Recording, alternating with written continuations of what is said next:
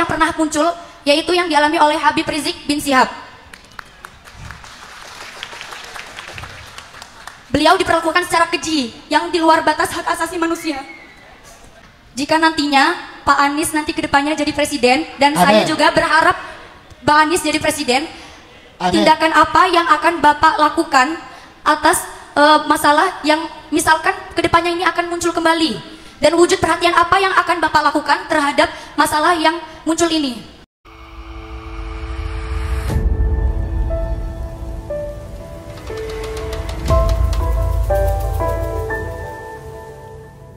Pak Yai, mohon izin. Ya, duduk aja duduk biar nggak menghalangi. Nah, Assalamualaikum warahmatullahi wabarakatuh. Alhamdulillah wa syukurillah wala haula wala quwata illa billah. Allahumma salli wa sallim wa barik ala sayyidina Muhammad wa ala alihi wa ashabi ajmain. Rabbi israh li sadri wa yassir li amri wahlul 'uqdatan min lisani yafqahu qawli. Amma ba'du. Yang saya hormati, yang kita semua teladani, cintai, para alim ulama, para kiai, para guru, wabil khusus Ketua MUI Kota Lubuk Linggau dan pendiri Pondok Pesantren Ar-Risalah Kiai Haji Saiful Hadi Mafi, semoga beliau selalu sehat, dipanjangkan umurnya, dan selalu menjadi penjuru bagi kegiatan dakwah. Amin. Yang saya hormati, yang tadi telah menyampaikan kata sambutan pimpinan Pondok Pesantren Ar-Risalah Kiai Haji Muhammad Atik Fahmi Al-Hadi, yang sekaligus juga Ketua Bakorsi di Lubuk Linggau ini. Beri tepuk tangan beliau. Kemudian Ketua Forum Pesantren Forpes DPD Lubuk Linggau, Ustadz Ahmad Fikri. Mana Ustadz Ahmad Fikri? Juga Ketua Muhammadiyah DPD Lubuk Linggau, Haji Mas Idris. Ketua Forpes Pagar Alam, Ustadz Muhaimin Ahmad Zaini. Siap. Ketua STAI Bumi Silampari Lubuk. Pimpinan Pondok Pesantren se-Kabupaten Musirawas, MUI Kabupaten Musirawas, para guru ngaji, para tokoh masyarakat, dan para santri serta orang tua santri dan hadirin sekalian. Saya bersyukur sekali, alhamdulillah, niat panjang untuk tiba ke Lubuk Linggau ini akhirnya tertunaikan.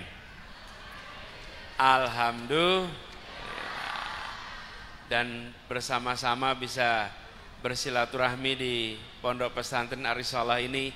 Saya datang didampingi bersama dengan anggota DPR RI dari sini, Bapak Fauzi Amro. Mana Fauzi Amro? Boleh berdiri, Pak Fauzi. Nah, Bapak Ibu sekalian, sebenarnya niat kami bersilaturahmi itu ingin mendengar, tapi tadi disampaikan suruh orasi gitu. Suruh pidato. Bapak Ibu sekalian, kalau pidato di YouTube banyak itu. Buka-buka aja YouTube. Tapi kalau debat juga kurang cocok di sini ya. Nah, debat juga kurang cocok. Tapi saya ingin sampaikan kepada semua.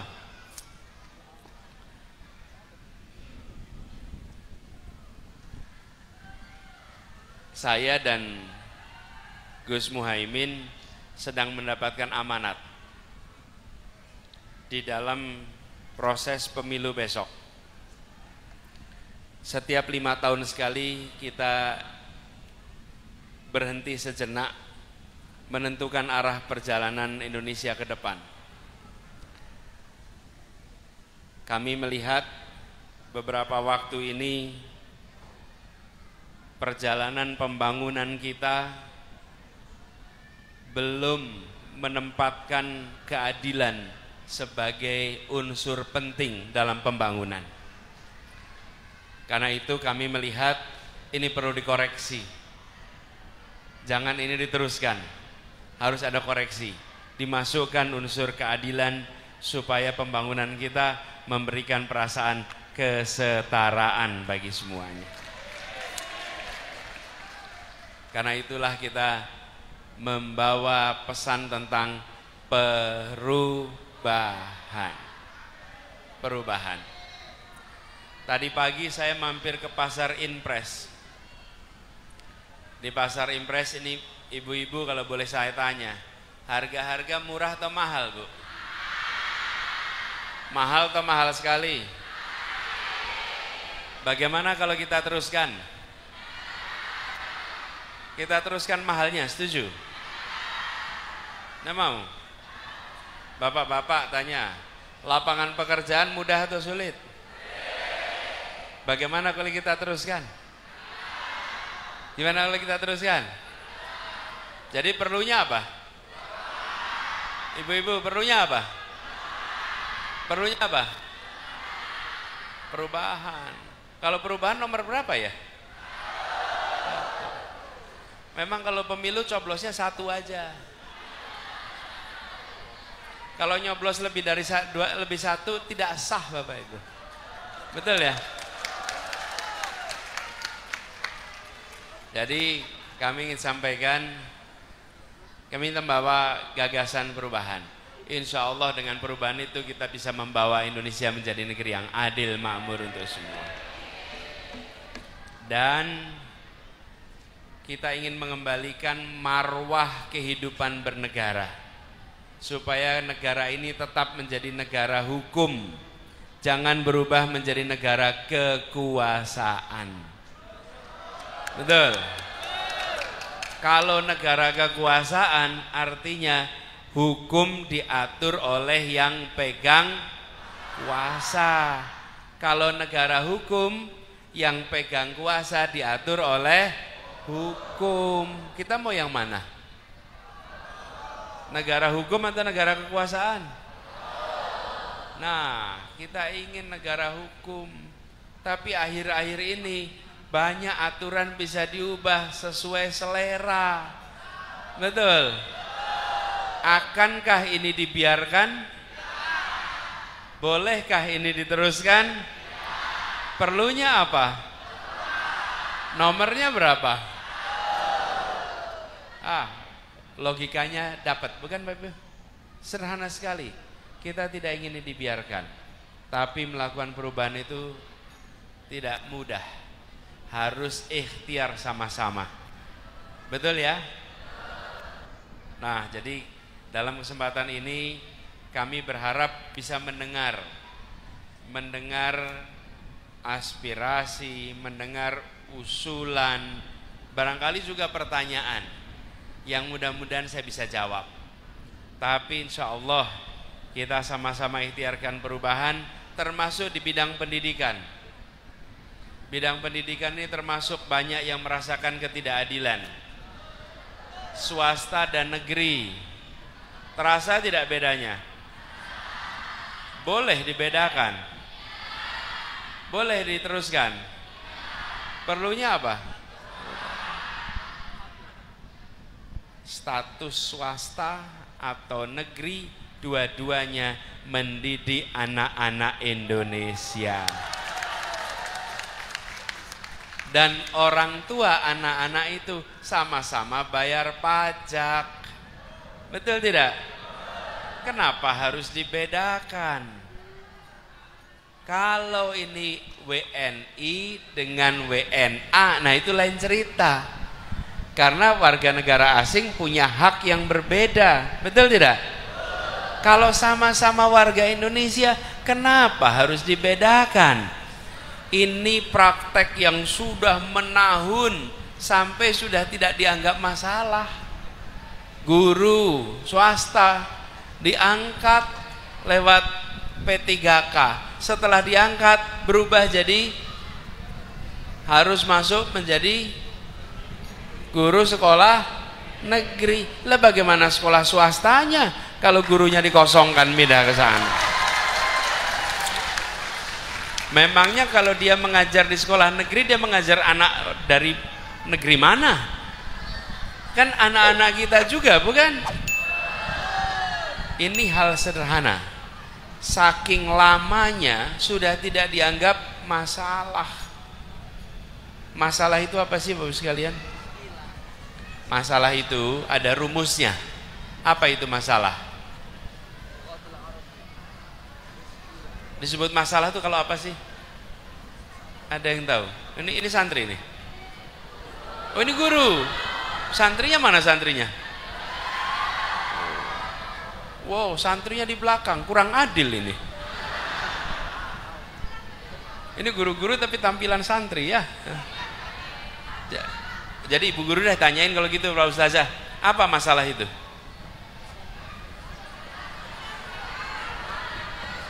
Apa masalah itu? Ini guru-guru. Hah? Harapan tidak sesuai kenyataan. Mungkin diteruskan sedikit. Harapan lebih tinggi daripada kenyataan. Kalau tidak sesuai bisa terbalik. Kenyataannya bisa lebih tinggi dari harapan. Nah, itu bukan masalah. Masalah itu bila harapannya lebih tinggi, kenyataannya lebih rendah. Selisihnya namanya masalah. Nah, sesuatu tidak disebut masalah bila sesuai harapan. Kalau sesuai harapan tidak ada masalah, bukan? Nih, ruangan ini misalnya kotor, tapi karena sudah terbiasa ruangannya kotor, maka tidak punya harapan ruangan bersih, bukan? Masuk ya biasa saja. Nah, masalah negeri dan swasta sudah menahun sampai sudah tidak dianggap sebagai masalah, dianggap ya itulah kenyataan. Sekarang kita ingin lakukan perubahan supaya ada keadilan. Ya, terus sekalian, itu ikhtiar yang hendak kita lakukan. Tantangannya tidak kecil, tapi insya Allah tantangan itu bisa kita hadapi. Tadi belum mulai udah salawat azhil. Ini salawat azhilnya dosisnya sudah cukup, sehingga membuat yang bermasalah, yang pada zalim ini disibukkan satu sama lain, ya kan? Jadi sekalian, ini adalah pembuka, insyaallah dari Lubuk Linggau, semangat perubahannya menular ke seluruh Sumatera Selatan. Dari Sumatera Selatan menular ke seluruh Indonesia, insyaallah. Nah, tadi dibilang ada yang mau bertanya, ada yang mau bertanya. Silakan Pak MC kalau mau diatur. Baik, Bapak Ibu hadirin dirahmati Allah Subhanahu wa taala. Ini sesinya sangat singkat ya Kak Fauzi ya, karena masih ada 3 agenda lagi, subhanallah gitu kan ya. Tapi mungkin kita minta Kak Mami Abaji 2 santri dulu ya untuk menyapa bersama. Tolong dari santri tadi agar ada keadilannya gitu ya. Santri tolong dibantu, mana? 2 orang saja santri, ayo bergerak, cepat maju, ayo cepat, berpacu dengan waktu. Silakan sini, kayak silakan, mana ada keterwakilan putranya, ada yang putra? Oke, 1 putra 1 putri, oke, silakan ke sini, naik dari sebelah sini, baik sini. Ini calon generasi penerus kita, naik ke panggung, ayo, tolong dibantu jalannya, cepat nak. Agar berkeadilan, karena tadi ditaruh di belakang, maka kita beri kesempatan untuk naik ke panggung. Oke, silakan.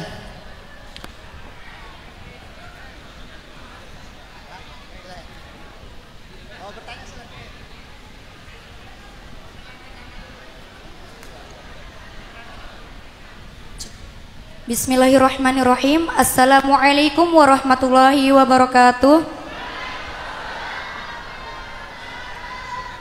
Perkenalkan, nama saya Atika Meilia Muzayana. Baiklah, perlu kita ketahui bersama bahwa di dunia ini sangat mengutamakan hak asasi manusia. Dan hak asasi manusia ini mengarahkan syariat Islam agar sesuai dengan HAM tersebut. Dan hak asasi manusia ini menurut saya itu bungkam dan gagap ketika umat Islam menjadi korban pengayaan, pembunuhan, dan perlakuan-perlakuan keji yang sudah di luar batas hak asasi manusia.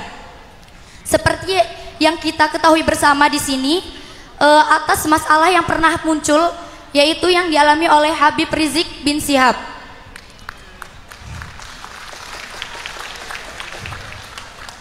Beliau diperlakukan secara keji yang di luar batas hak asasi manusia. Baik, disingkat silakan.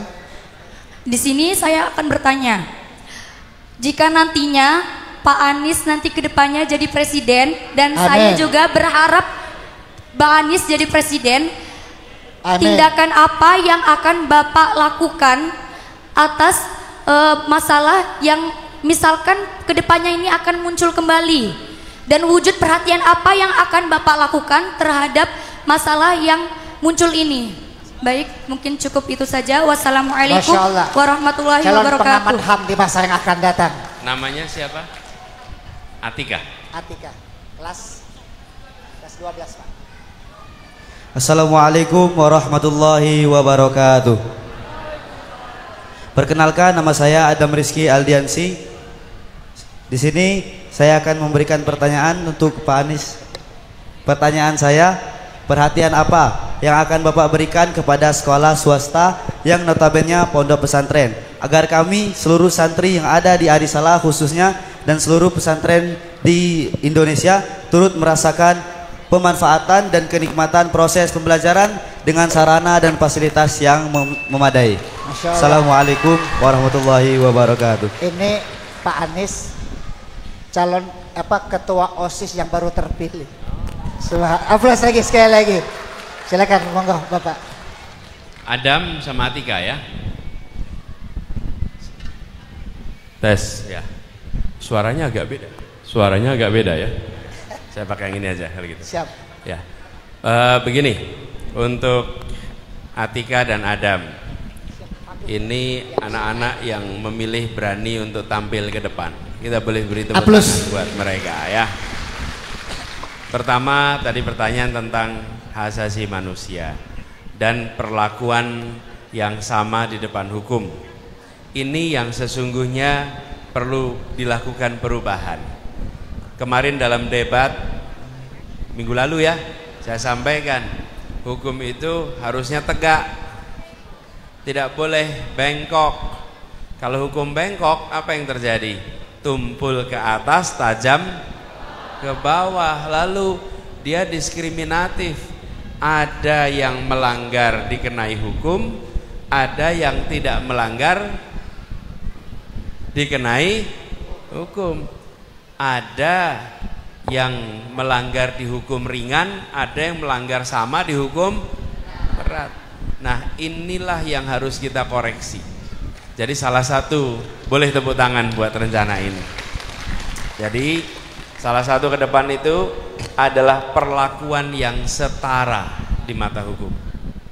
Dan negara tidak melakukan diskriminasi berdasarkan latar belakang. Semua adalah warga negara Indonesia. Apapun pikirannya, apapun perkataannya, yang boleh diatur oleh negara itu perbuatan.